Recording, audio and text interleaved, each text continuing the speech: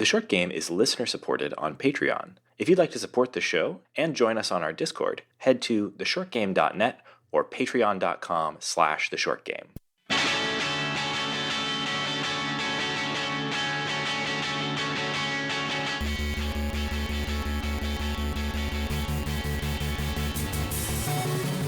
Welcome back to The Short Game. This is a show about short video games, games that respect your time. I am Raygan Kelly, and I am joined this week by two fantastic co-hosts, Nate Heininger and Shane Kelly. And this week we are going to talk a little bit about a game engine instead of a particular game. And really describing this as a game engine is actually not correct. It's a game engine plus also a bunch of other stuff, but game engines have been in the news recently. This week was the week when that's a way to put it. Game engines have been in the news. the entire internet decided they hate Unity, which fair enough, because they're shooting themselves in the foot with a hand grenade. Yeah, it's horrible. That's not what we're talking about today. No. Well, if you don't want to use Unity, I hear there's other things you can build your game in.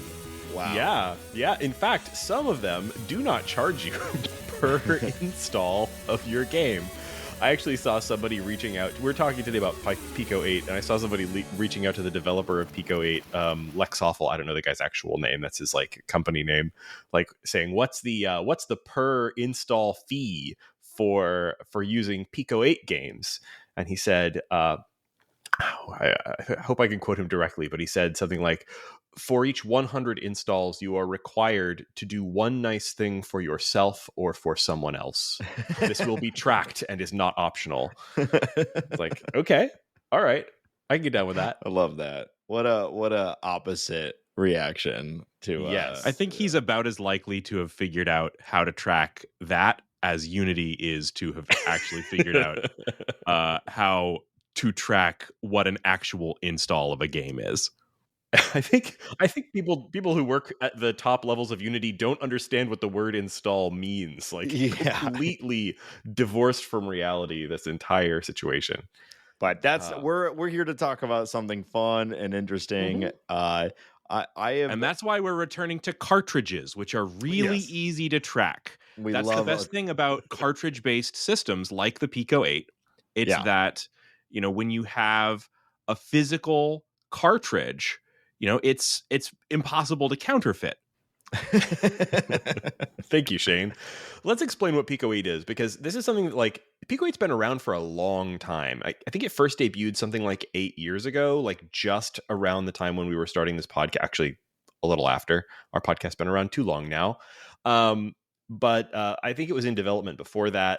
I don't know when I first ran across Pico-8, but it's just one of those things that's surprisingly long-lived within the indie game scene, and it's just got this really vibrant little community around it that just continues to churn out really fascinating little games. And I've thought about doing a Pico-8 episode, honestly, on and off for years. It just never kind of came up or seemed like the right time. But we had a really we were afraid discussion. That the podcast police would get mad at us for deviating from doing exactly one video game review a week, which we did for the first 5 years of the podcast, I think, before we started maybe experimenting back with the 5 format years of the podcast. If we were making it one per week, we were fucking living, man. It was one every 10 days. Yeah. We are way more regular now. Mm-hmm. Our regular listeners will remember that this podcast has a long history. Like the Pico-8, we go back to the 1980s, the golden era of video games. We've been taking our this podcast. Yeah, it's we're an homage to that period, and we're welcoming a new generation into the 1980s, where we started our podcast on cassette tapes and zines. Mm-hmm. I wish there are some podcasts out there that have that kind of heritage, man. That's not us, but hey, I think 9 years is a pretty good run.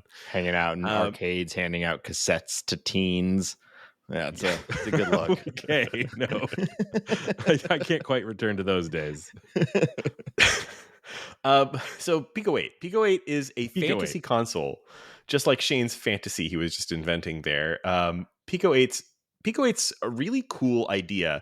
This is the first time I encountered the idea of a fantasy console. There have been other imitators. In fact, we talked a little bit about what a fantasy console is when we did the episode about the Playdate, which in some ways shares some DNA with Pico-8. It has its own kind of built-in development environment and some things about it that kind of have, I don't know, it feels like there's some shared DNA between the two. But Pico-8 is one way to think of Pico-8 is it's almost as if it was an emulator. It's a software program that you can install on your Mac or PC or on Linux or on Raspberry Pi or on a bunch of things. But it's a software application that you can download and install that pretends to be a, I don't know, roughly circa late 80s, early 90s computer/console. And it has a bunch of interesting technical limitations that kind of give the games that are developed using Pico-8 a kind of a unique, cohesive look and feel. So it's worth talking a little bit. Now, obviously, mostly what we're wanting to talk about today are some of the games that we have enjoyed over the years that run on or were created with Pico-8. But not to get too down into the weeds of like the technical aspects of Pico-8. It is really interesting, though. So let's talk a little bit about what it is. First of all, if you want to get Pico-8, we're going to be talking about a bunch of Pico-8 games. You can download Pico-8 games on their own. They can be played in a web browser. If you create a game with Pico-8, you can export it as an application for Windows or Linux. Or I've even seen Pico-8 games in very rare cases ported to consoles. I'm not exactly sure what the process was there, but Pico-8 is a game engine. You can use it to create games and release them as their own thing. But Pico-8 is also an application that you can buy. So you can go to the Lexoffle website and pay them $15 and buy Pico-8. And it's not just something that you would want to do if you're wanting to create Pico-8 games. It's also kind of its own little console for playing the games. So you download Pico-8 to your computer, boot it up, and you come to a kind of a command line, almost as if you were booting up a 1980s personal computer. And from that command line, you have access to a bunch of different tools that are built in, kind of as if you had programs installed on your little virtual computer. So probably the most relevant for the game players is a little program it has built in called Splore, as in Explore, where you can browse a selection of games that are uploaded by the Pico-8 community and vetted and categorized and so on. And it's a really cool way to sort of browse through games. We'll talk about some other ways you can access games for Pico-8 as well. But yeah, it's got this cool little interface for browsing games, but also built into it, it's got tools for creating games. When you write a game for Pico-8, you're writing it using the Lua programming language, which is a really common language for sort of scripting language for game developers. And other contexts as well, but I think it's interesting that they chose Lua because it's a language that a lot of game developers are familiar with. But it also has built in its own sprite editor and map editor and music tracker. So Pico-8 pretends to be a 1980s computer with a bunch of really interesting little limitations. It always has a 128 by 128 pixel screen. With a 16 color palette that was chosen specifically to give it this very unique look. The audio output has this very bleepy bloopy sound to it because it has this very strictly like 4-channel audio thing with like square waves and sine waves and stuff, the kind of things that you'd find on a 1980s computer. And I'm sure there's a bunch of other limitations I'm forgetting about. There's a limitation on memory size and quote unquote cartridge size. Games on Pico-8 are stored in a quote unquote cartridge, which is, I think it's 128 kilobytes limit. And that has to contain all of the game code as well as art and music code and everything else.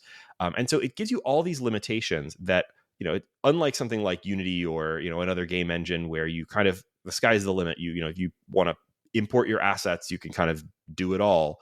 Pico-8 is very, very limited. Everything has to happen within a small readable amount of Lua code combined with like sprite graphic images and tracker music and everything. Raygan, is there an input limit as well? Because I know at least I don't have a ton of experience with Pico-8, but we'll talk about that here in a minute. But one thing I noticed is everything only had like a D-pad and 2 buttons. Is that a limitation of it, or is that just what I happen to run into with the game? No, that's absolutely right. Yeah, it has a when in terms of game input, it has a limitation of you are controlling it with a D-pad and 2 buttons, which it labels as like Z and X, which is really amusing. It's being a fantasy console, you kind of imagine a little NES controller with Z and X buttons, but actually it's just because if you're playing on keyboard, Z and X are the buttons that you use on the keyboard. The bottom left of your keyboard are your sort of action buttons. You know how the EU has made everybody switch to USB-C, essentially? I think we need the EU. God bless them. Yeah, we need the EU to bring some unity to our button labeling. Going from I know this is not a new observation, but going back and forth, what I'm doing right now from playing Tears of the Kingdom still to Baldur's Gate on the PS5, the amount of accidental canceling of stuff I'm doing on Switch or vice versa because of the swap between the Switch and PS5 buttons is driving me crazy. And then you come over to Pico-8 and you got Z and X, which is I like for the reasons you said, but still, like, come on. Can we do A or X, whichever? I don't care. Let's land on some uniformity here. I so agree with you, and it's also the difference between like Nintendo consoles in general. It's the rightmost button that you use to select things in the menu, and then on most other consoles like Xbox or US based PlayStations, it is the lowermost button and that you use to select. That throws me off 100% of the time. All the time. 100%. I hate that. I think it would be an extremely silly thing for there to be like a law about, but I'm almost on board. And I feel like at the very least there should be a checkbox in the menus, guys. All the chancellors and prime ministers and whatnot of the European Union, we need them to tackle this problem next. We solved the USB-C thing. Next, let's get at these game controllers. Seriously. So I think that's kind of enough talk about like the technical aspects of Pico-8, but let's talk some games. Let's talk about some of the games. So Pico-8 has a community that's been making games for it that goes back for 8 years or however long this thing's been around, and there are a ton of games for it, and there's no way that we could talk about any even significant chunk of them. And we also absolutely cannot put ourselves forward as like experts on this. Like, this is not a best of podcast. We're not listing the greatest Pico-8 games of all time. We're just going to talk about some of the stuff we've played that we thought was neat. And if you have Pico-8 games that you think are neat that we don't get to here, we would love to hear about them. We had a little conversation about this going on in the Discord. We'll leave a Pico-8 channel up for a little while. If anybody wants to hop in and say, hey, check out my Pico-8 game, or check out my favorite Pico-8 game, or whatever, we would love to have you. We'd love to chat about that stuff. And I like to play these because they're so easy to play and check out. So who's played some Pico-8 games recently? Yeah, and we should also say too, I don't know if you may have said this, but they're also very often playable in browser. Obviously the ideal experience is to get the software, install it, have the core experience like the developers are intending. But if you just want to try out some of these games that we're about to talk about, the majority of them can just be played in a browser. So you can check it out that way. My first experience with the Pico-8 was through the hidden game within Celeste, maybe the most popular Pico-8 game of all time. You could actually play the original Celeste, which was made on Pico-8. They had it as a hidden room in the main release of Celeste. You'd find a little computer and you could play all the way through it. I didn't know what it was at the time when I was playing it. I've since learned that that's what it was. And then they have made a Celeste 2, which is on Pico-8, which is also incredible. So if you're a fan of Celeste, like I think most of us are, that's a great place to start with Pico-8 games. But I know we all played a bunch of new stuff. Shane, do you want to kick us off with a game? Sure. So just like you were saying, Nate, my experience of this was not quite the fantasy console experience. It was just go into the website. And for me, the easiest way to try these games right now is visiting the itch.io Pico-8 tag, because you can just click through on so many really great games. and try them out. And the first one that intrigued me was Mimic. Mimic is a puzzle game that, to me, when you're doing this kind of aesthetic for something like the 8-bit style like this, what I really love is a game that has just simple gameplay that is kind of cool and original. And this one is. It's a puzzle game where you see these little tableaus of little creatures like birds and fish and butterflies, and a thing that I had to read the webpage to find out was a goat. Just kind of looks, I swear to God, it looks like E.T. from the Atari. And in this game, each of the different animals has well, you start off as a little red ball, I should say, and all the animals in the scene, and the objective is to get to this exit. I'm telling this all wrong. The puzzle game where you're trying to get to the exit, but you have to turn into the different animals in order to do that. Every animal has a terrain it can walk on and a movement pattern, and if you match the movement pattern of one of the animals, you'll turn into it. And that's how you kind of make your way through the levels. It has only 11 levels to it, and it's super clever. And one thing I really liked about it is, it was created by someone who goes by Sour Encho. I'm guessing if I'm hope I got that right, on Twitter and so on. And he does a little devlog that I really like here, where he just talks about what he learned making this game. It's a very clever game, and totally recommend it. You should get anyone who clicks through on this, I think, is going to have a good time with it. This looks awesome, and I just pulled up the page on itch, and he has he's a review blurb from Terry Kavanagh, who created. I love that, yeah. VVV. And man, like, this sells me on it immediately. Like, this looks really fun. Man, I want to check this out immediately. And you can. That's the cool thing about these Pico-8 games. And particularly about visiting that itch.io homepage, because you don't even have to be logged in, as far as I can tell. Like, these, we recently had a thing with itch.io where, like, I think they changed something about their hosting and they deleted all your save files if you played anything their website. So don't trust their website. But a Pico-8 game, I don't have a save file. I don't care about a save file. So yeah, I want to mention something about this, because, like, there's a lot of different ways to play a Pico-8 game. Shane mentioned you can find them through itch.io. Itch is a great resource for all kinds of games, and obviously, like, the itch tag, the Pico-8 tag there is a great way. You can filter and sort it in a bunch of different ways. If you want to see just Pico-8 puzzle games that are rated highly or something like that, you can do that kind of filtering there. I love that. But obviously, like, not every Pico-8 game gets listed on itch. So there's other stuff elsewhere. But something else that I want to mention about playing Pico-8 games is that the concept of the cart, we talked about that a little bit, but they have this really clever idea with carts. In keeping with this idea that a Pico-8 game is sort of like a fantasy cartridge for a fantasy console, one of the ways developers can share their games is as a Pico-8 cart, which is literally a PNG file. It's an image file that you can upload and embed on a website or put in an email or whatever. It's a few kilobytes. Pico-8 games are all tiny.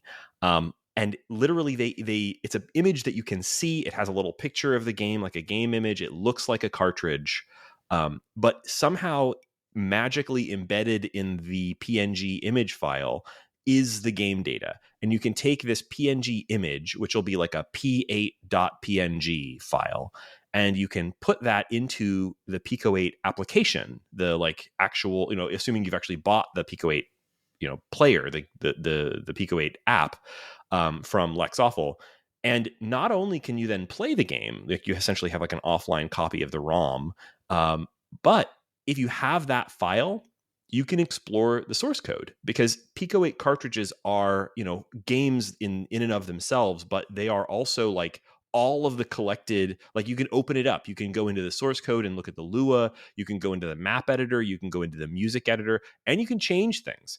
And that's one of the things I think is incredible about this as a tool for game developers, because, like, if you see a Pico-8 game that you admire, not only it's like the, like, view as source of, like, web development. You can go into the source code of these games in its sort of native format. It is a shareable thing that you can learn from. I think it's an amazing feature of this as a tool. So I just wanted to make that point because it kind of tangentially related. Yeah, that is super interesting because honestly, when I first heard about this idea of like a virtual console, like a fake, like a fantasy console, right? My first thought was like, why? Why go through all that? But the more that I've, like honestly, like I no disrespect, but I just don't I did not understand why you would go through the effort to make something for a fantasy console instead of like just making your own game in modern tools. And the more that I've played these games, I think it's really interesting. Limitation is, what is it? Necessity is the mother of invention, right? So these limitations force you to use a very specific set of tools, which can really lend itself to creativity. And then it's little stuff like that. What Raygan just broke down, like that is such a unique thing, and it really, I think, fosters this community aspect of. Well, what you say about it, like about the limitations breeding creativity. So there is absolutely tons of creativity in the creation of a lot of these games, but there's also a strong theme of slavish copying. There are 1,000 demakes on Pico-8, and the one that I spent the most time with and really enjoyed is the it's not even really a demake. It's basically just a very good version of Mr. Driller. It's Pico Driller. Yes. Yeah. Now you're speaking Raygan's language. It's so good. I mean, they got everything right. They got the little animations of the guy. It works so well. If you had told me this was the Game Boy Color version of Mr. Driller, I would have believed you 100% and thought, hey, actually, this is a lot better than I thought this version of this game would be. It's so, but like I said, like complete. There's also 1,000 random demakes. You can play Mario, you can play Sonic, and apparently you can play No Man's Sky on nice. Yeah. I love that. I love the sort of like the game design gumption of like taking something like No Man's Sky and trying to imagine what the like 128 pixel version of that would be. Like, what is the essential nature of that? There's a demake of Disco Elysium, which is incredible. It's not the full game, of course, but it's incredible. That's awesome. Shane, the game that you just mentioned, the sort of Pico-8 version of Mr. Driller, is by the developer of one of the games that I was most excited to play this week, which was Shadow King. Shadow King is by... So there's this developer named... I apologize if I mispronounce your name, sir. Johan Pietz. I don't know where he's from, but he seems to be he does a lot of Pico-8, and he has a Patreon where he... you know that Patreon model where rather than doing like a per month thing, you just like release a project and you get paid by your patrons every time you release a project? He does one of those where you can like, subscribe for $5 per game or something like that. And every time he releases a new game, you just get it and you get it for $5 or whatever. And he's created a whole lot of really amazing stuff. He's also then taken some of these games on to do like full Steam releases of them and stuff. But he has a new game coming out. As we're recording, it is coming out today. I had to reach out to him to get a build to be able to play it in advance. So I will recommend this to people. You can also buy it for $4 on his itch.io page. Or I guess you could get it on his, if you're a patron of his. It's called Shadow King. And Shadow King is the best Metroidvania that I've played on Pico-8. It's really well done. It's cute. It's fun. It only took me about an hour and a half to complete. Actually, that's kind of a lie. I'm still stuck on the final boss trying to defeat the Shadow King. But it's an absolute technical marvel on Pico-8. It has the largest map I have ever seen. It's one of these sort of like flip screen scrolling kind of things. So each screen is its own, you sort of does a little like page by page scroll between zones or areas. But you're a little knight, a little tiny knight Pico-8 has this very like this funny aesthetic where like every game pretty much follows the same kind of grid pattern where every sprite is like, I don't know, 8 pixels tall. There are technical reasons for this, I assume. I've played around a little bit with it's the just map editor. The sprite editor tools that are it's like the default scale for sprites in this game or in this engine. But it's great. I love that. Like little tiny guys. This is one of my biggest annoyances with Game Boy games. Is like back in the 90s, everybody's building a Game Boy game decided they wanted to like emulate their NES or SNES game and have these gigantic sprites on this tiny screen, and it means you can't see anything. Pico-8 games in general don't suffer from that problem. So even though they have like similar resolution to a Game Boy, like in general they actually have like sprites that are of size that make sense. I love that about Pico-8 games generally. But like Shadow King, great game. Tiny knight goes into a castle, lots of like cute little like Metroidvania style backtracking. You make your way into an area, you find a little like corpse or something that says once there was a man who could jump twice as high as a regular man, but then he went into the crystal caves and died. And of course you can go down in the crystal caves and you can find the corpse of the guy and you can get the double jump, that kind of thing. Like really simple, like straightforward Metroidvania stuff, but it's breezy. It was super, super fun. And just like easily one of the better ones of these that I've played at this sort of like micro scale. Like doing a small Metroidvania is like almost a like oxymoron. Like it almost is an impossibility. There's so few tiny Metroidvanias that both check the boxes of what is a Metroidvania and are an hour and a half long. We've seen a few of those on this show. I mean, that is kind of our wheelhouse. We've had the one with the cat robot, Gato Roboto, and may come up again here in the near future. Oh, wait, have we seen any other mini things that this reminded you of? What was the action platformer with the crazy long name that we did on Game Pass? Knights of Lodos, the War of well, that hardly counts. That was still pretty long. Lodos War. Knights of a Million Requiems. No, don't compare this to that, man. I hated that. No, I love that. What are you talking about, you jerk? I'm sorry. I love when I bring a game to the show and we play it and everyone's like, no, that's fine. And then 6 months later, they're like, Raygan made us play this bullshit with anime girls in it. I hate you. I still can't believe we haven't done Forbidden Planet 2 yet. The what? What is it? What is it? Not Forbidden? What's the one we gave you shit up? We can cut this out. What's the one that we gave? Freedom Planet. Freedom Planet. Yes, it's probably too long for the show. Like, yes, I know. I was dying to play it, and I even bought it. I just haven't gotten around to it yet. Yeah, it looks great. Okay.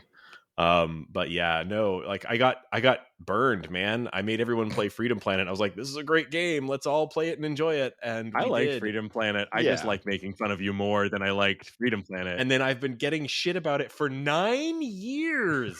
9 years I've been getting shit about that game. We haven't brought it up in a while. Because everyone forgot. I'm super nostalgic about I would play it again now if it meant I get to make fun of you again. Oh, Shane, we've got an infinite well. I love that game so much that I bought a T-shirt with all of the characters from that game on it. Yeah. And then I tell you what, I bought that shirt 9 years ago.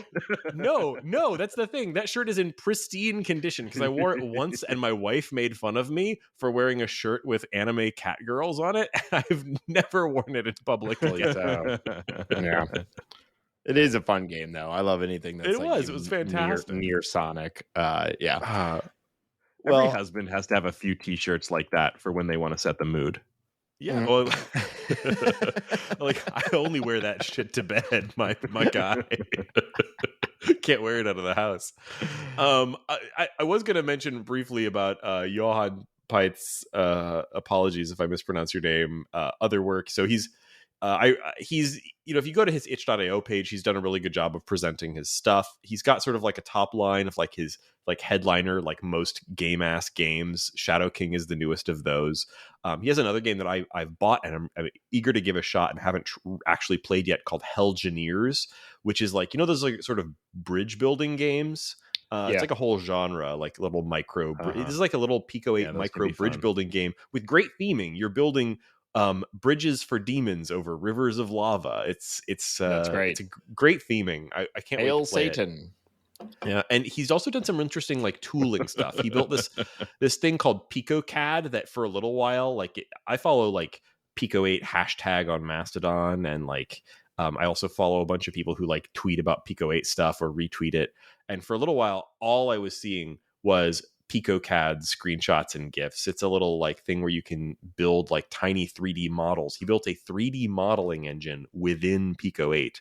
Pretty impressive stuff. Yeah, but also, he was the guy who did the Mr. Driller clone. I played this game of his called Ascent that is really, really impressive. It's kind of like, and that one's free, by the way. Some of these are free. Some of them are like $4. But like Ascent is like a really impressive. It's also kind of a Metroidvania. It's kind of a bit of a different vibe. So yeah, he's like a good place to start is just go to his itch page. He's got a lot of really great Pico-8 stuff, and it seems to be like he's trying to make a living doing Pico-8 via Patreon and maybe Steam sales and whatnot. So I think that's really wild, and I'm really impressed with this shit. Yeah, I think that's incredible. If he's actually making real money on a fantasy console that doesn't exist, that's very impressive. If anybody can, this guy can. He clearly knows his way around this console. Super cool. I have other games I want to talk about, though. Yes, sorry. Yeah. Go ahead. Did anybody else play Combo Pool?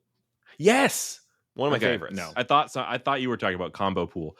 Combo Pool is really, really neat. I love games that this is again back to that like early puzzle game vibe that I really like.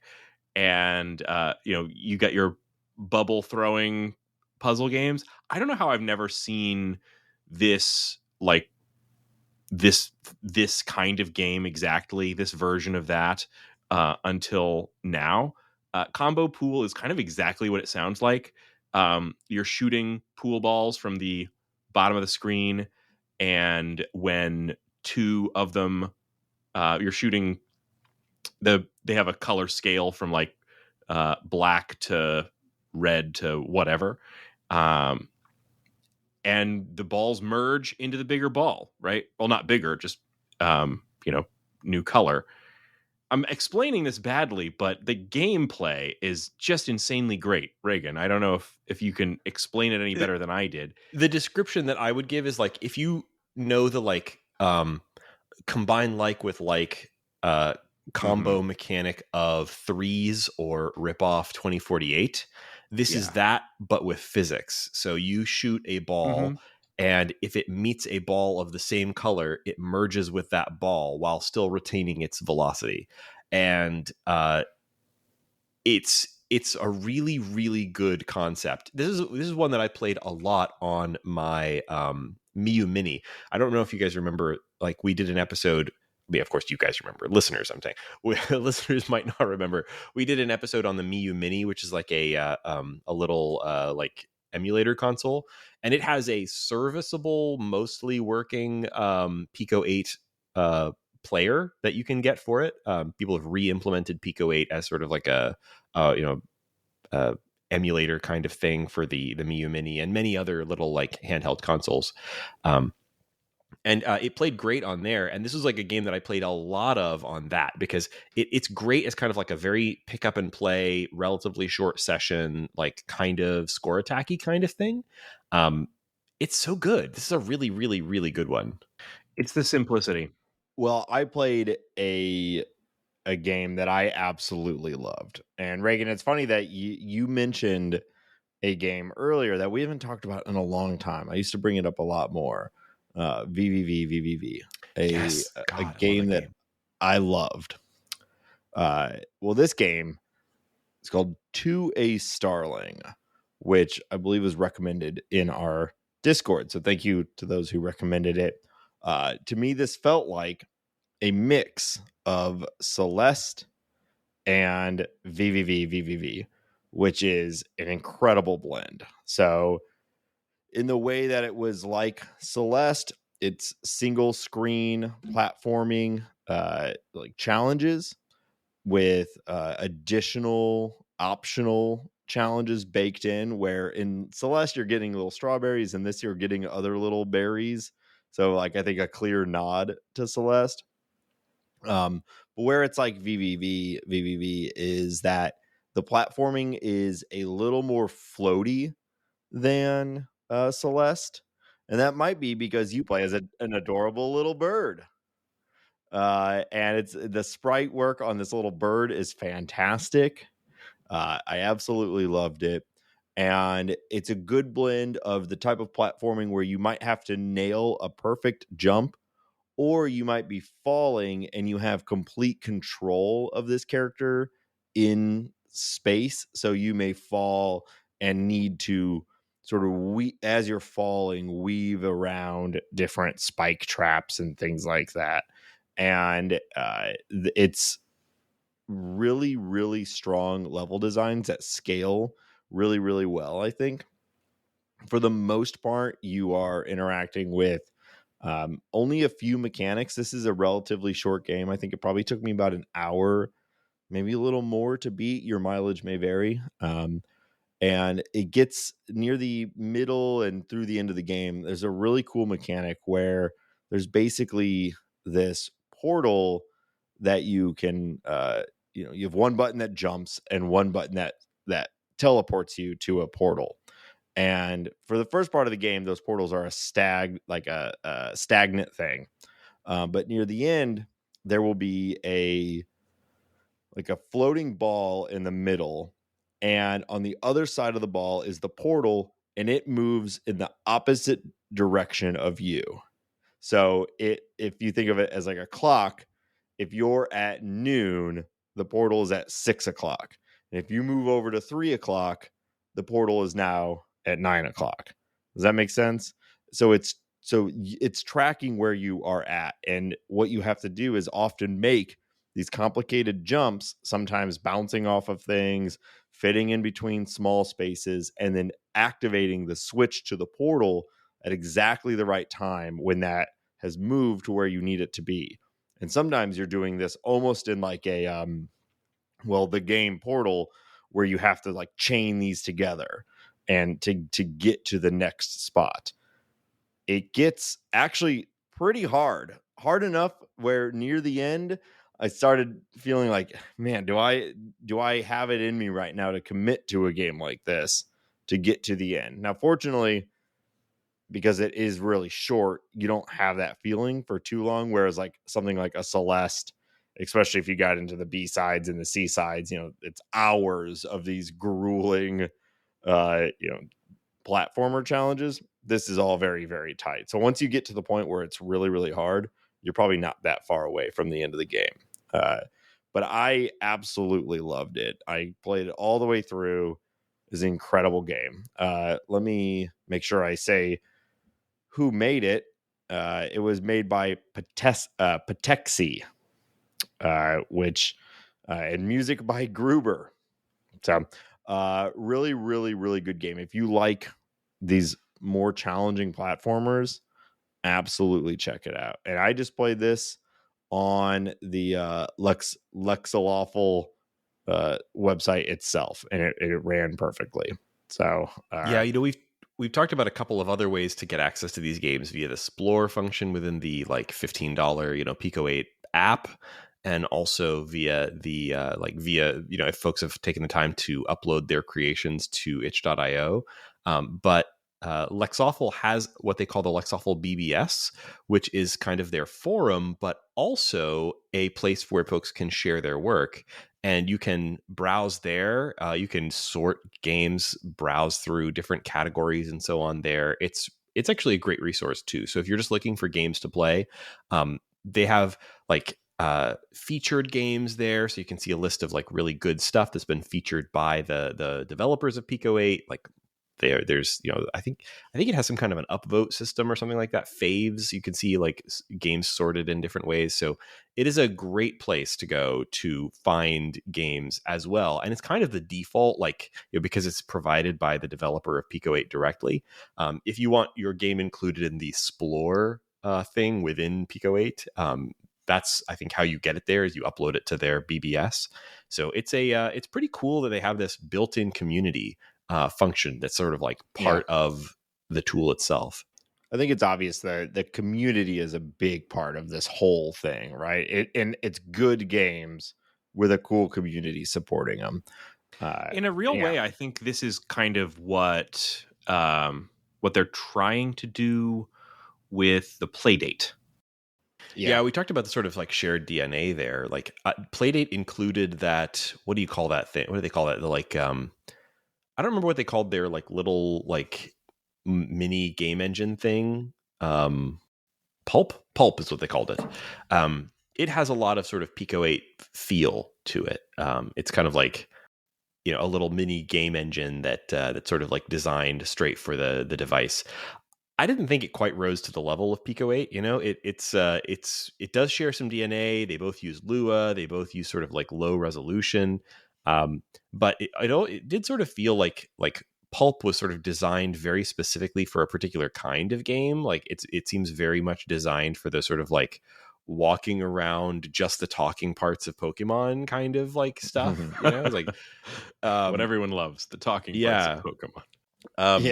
So it didn't seem like a particularly appealing tool to me. Whereas like Pico-8, like just you know, browse this for 5 seconds and you see people doing 100 different types of games with it. And so it feels a little more vibrant. I kind of hope that like they you know have like a Pulp V2 that like brings a little more like, I don't know, pizzazz to it. It feels a little like staid. Maybe that's the black and white talking, but like I do see the sort of shared DNA there, and I hope that the Playdate catches a little more of Pico-8's sort of like, I don't know, zazz.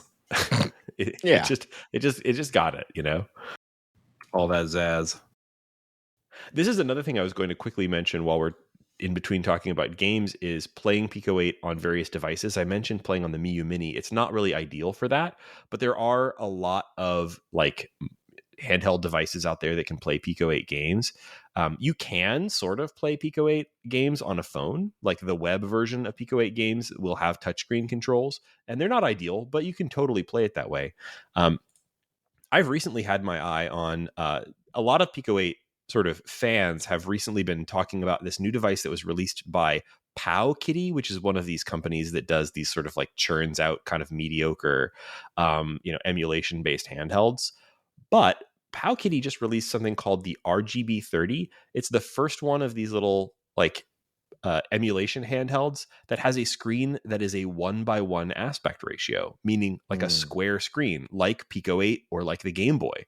Most of these have like a 16:9 or a 4:3 or a 3:2 kind of aspect ratio to the screen. And so if you're playing Pico-8 on something like that, you have black bars around parts of the screen. But this is a device that costs under $100 and I think would maybe be the best way to play Pico-8 games. It is a large, bright, colorful screen that is 1:1 aspect ratio, and it's you can load Pico-8 cartridge files onto it.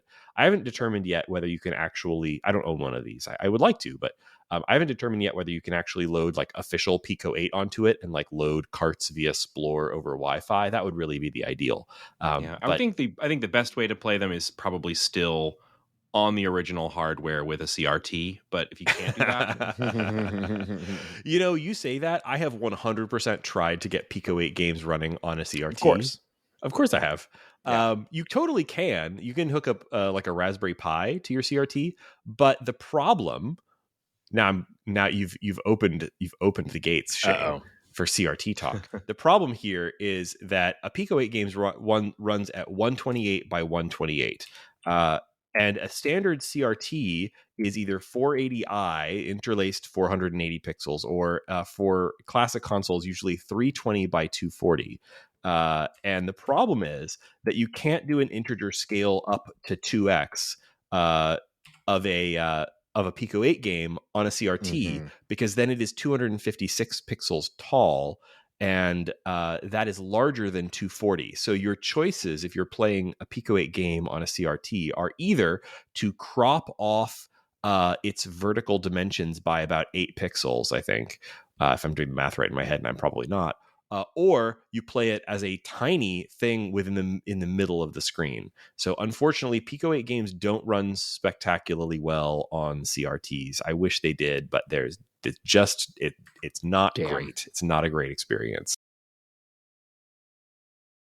Well, that's Raygan's Retro Corner. It's a segment. Sorry, everyone. Joke, Raygan. we haven't done that segment for quite a while. That is interesting. But let me tell you about another game I played. I think y'all will like. It's called. Go ahead, Nate. It's called Just One Boss. I wanted to play this. That looks really cool. Bridges. It does look good. And I really enjoyed this game as well, and I thought it was a bit of a technical marvel too for the Pico-8. Though I am very much an amateur, I still was surprised that this game was able to do what it did, which is that like it sounds, you are battling just one boss. There's a floating magician at the top of the screen, and then you play on a 5x9 grid that is just below this floating magician, and you're playing as this cute little blob, and the magician throws challenges at you over and over and over, and your objective is to as these challenges are happening, one or more of the grid spaces will light up, and you need to go stand on that. You need to move your little blob character to stand on the grid space that has lit up, and that is how you deal damage to the boss. And what it plays like, this is probably a simplification of the explanation, but I think it's a touchstone that a lot of our listeners will have participated in. You know, the combat system in Undertale, where you are your little heart and things are flying in from every angle and you're dodging them. That is what you're doing the majority of this game, is that you are dodging things in order to step on these grids. But it gets, I would say, more complicated than Undertale. Although by the end of Undertale, it's also pretty complicated, but this one ramps up a lot faster. And what's cool is that it is nonstop. Like all the other Pico games that I played, you know, you could see there's like screen changes and little moments where it resets. There's animations where when you beat the boss, the magician is now doing another trick, which is a nice little touch. It like, you know, pulls a rabbit out of a hat. Now you're doing a combat thing. Then you beat that, and now it pulls out a little magic wand, and you're doing another thing, and it just keeps going. You're just playing against this one boss, and it gets really complicated. One of the early complications that is fun is that at the beginning you're just controlling the one little like glob, but it splits into two, and it splits the game board, where you have your original glob that you're playing on, let's say, the right side, and then you have one that is mirroring your actions on the left side. So if you tap right, the one that you were originally controlling moves one space to the right, and the one that's on the other side moves one space to the left, and vice versa.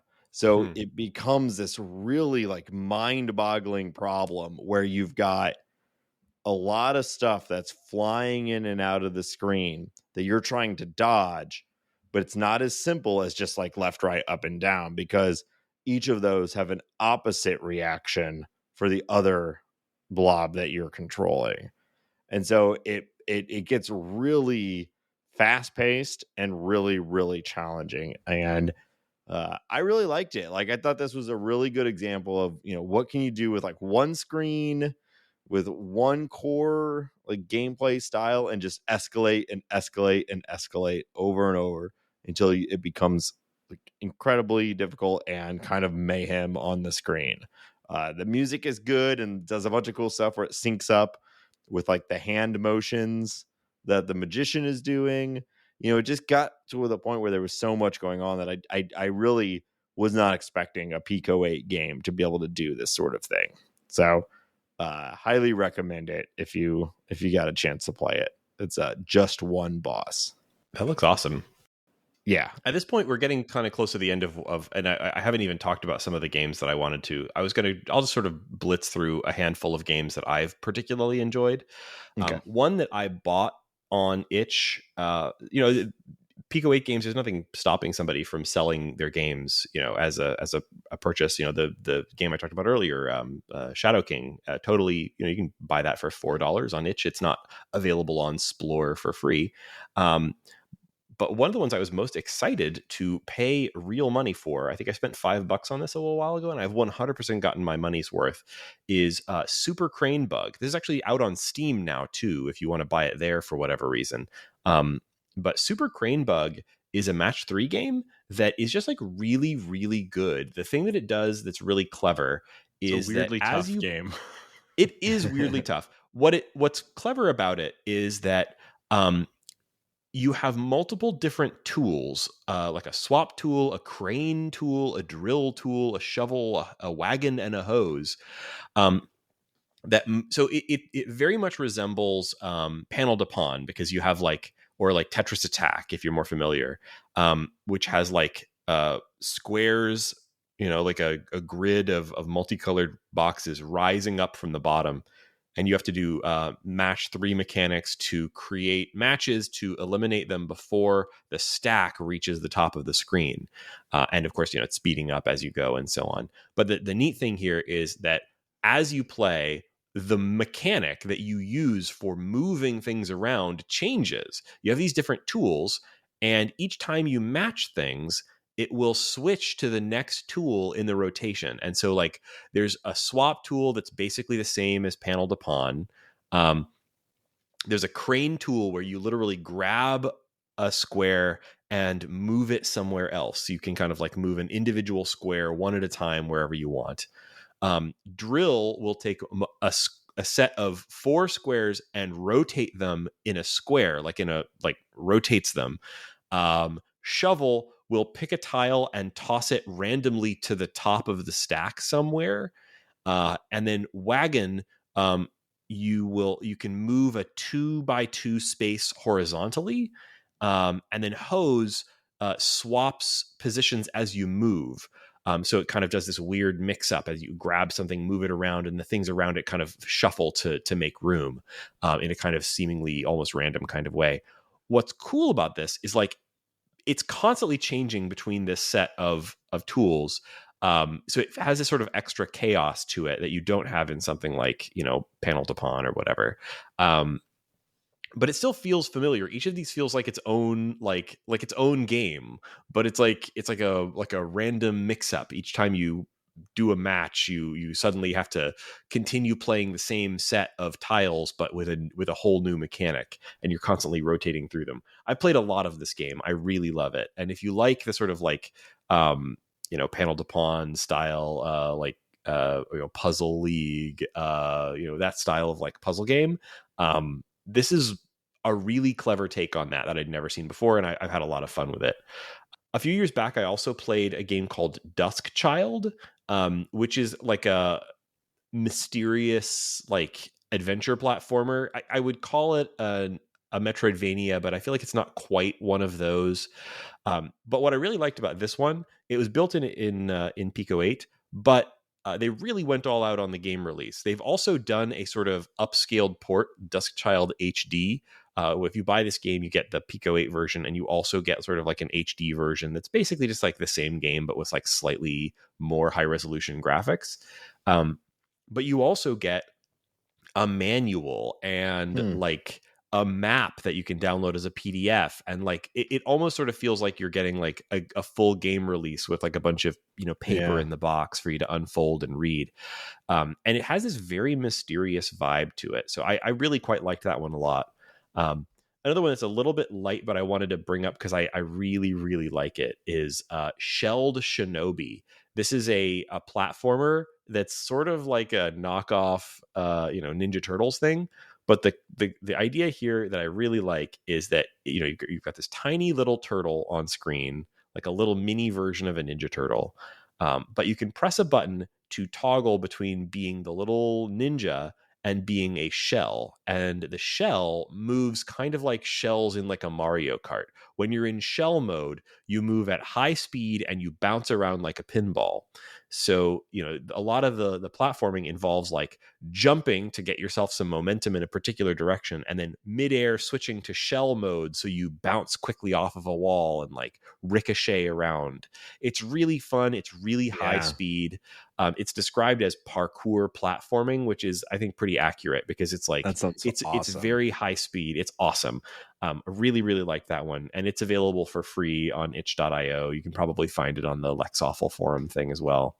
I played a lot of other Pico-8 games over the years. I tried to like go back through my list and like think of ones that might be worth mentioning, but like these were the ones that stood out in my memory.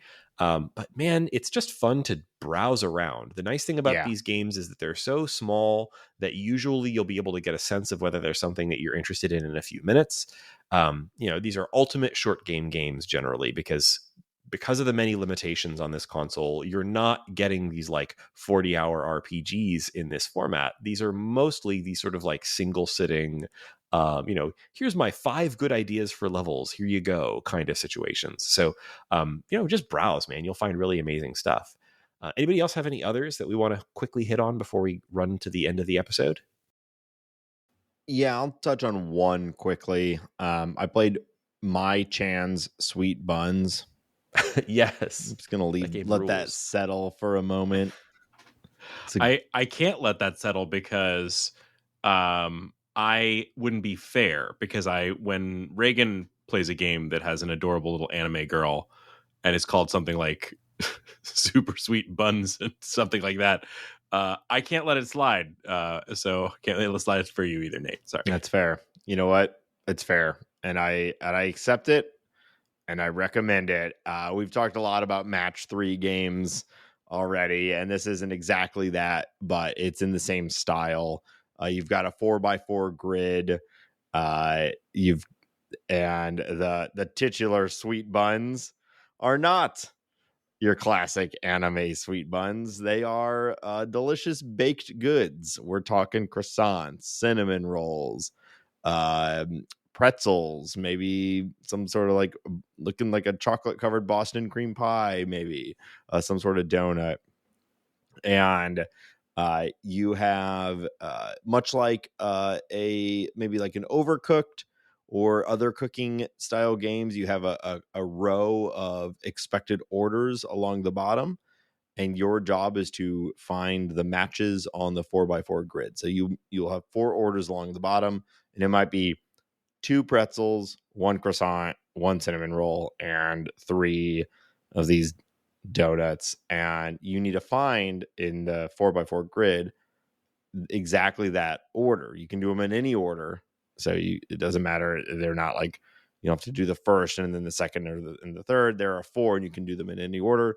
And the challenge of the game is that those 3 orders, so it'll say, I need 3 pretzels. You need to get 3 pretzels in a row. And most of the time, you're only doing that by turning in 1 pretzel orders or whatever, single item orders that allow these things to fall into place and create that 3 pretzel order. You see at the top, kind of like a threes where you know what the next thing is that's going to come in. This, you see what the next thing that will fall into each column, but you only have one. You only see the next one thing, and it gets pretty complicated. There's a bunch of little bonuses you can do that make it easier, but you have to earn those bonuses, and just a really good little version of this type of game. And it's called Mai-Chan Sweet Buns. I don't know what else you need from something like this. It's fantastic. You don't need I like anything this game else. a lot too. I played this one too, and I wanted to quickly call out that this is a game that came from a game jam based on the Famicase exhibitions that happen every year. Have you guys encountered that before online? No. So this is something I love seeing every year when it comes out. It's a kind of an online graphic design contest where if you are a like retro game nerd, you're probably aware, and maybe you're not, if you're just, not a huge loser like I am, that like, in the original NES, its Japanese counterpart was called the Famicom. The Famicom cartridges looked very different than NES cartridges.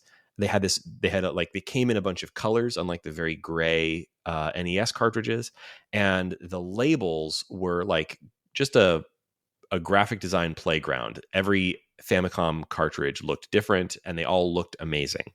And there's an online contest, I guess, called the Famicase exhibition, where every year different graphic designers submit sort of photoshopped fake Famicom games, and they have sometimes dozens or hundreds of these, where they just like things that look like they could theoretically have been a real like 1980s Famicom game, but obviously aren't. And there's like entries from Japan, but also from the US and around the world.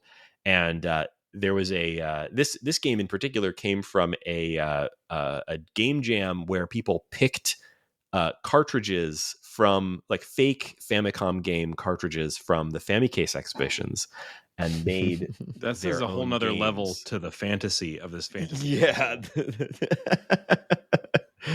I love now this. We're porting games that never existed from fantastic fantasy Famicom into a fantasy console. Well, Pico-8 is a huge community, a huge galaxy of games. There are thousands of games, I think, for this fantasy console all across the various different services where folks post these. So it's an incredible thing to check out. But I think we're going to have to leave it here. We've all played a bunch of games for this that we love. We're going to be coming back to Pico-8 again and again. But if you, listener, have a Pico-8 game that you've played and that you've enjoyed, we would love to hear about it. I'm going to keep the Pico-8 channel up in our Discord for a while because I enjoy checking these sorts of things out. If you have a suggestion, drop it in there. I'd love to play it. And they're so easy to play. They're so easy to get access to. It's very, click a link from Discord and you're in the game in most of these cases. So come on in. And where do you get access to that wonderful Discord? Well, listener, let me tell you the answer to that important question. You can find our show on the internet at shortgame.fm.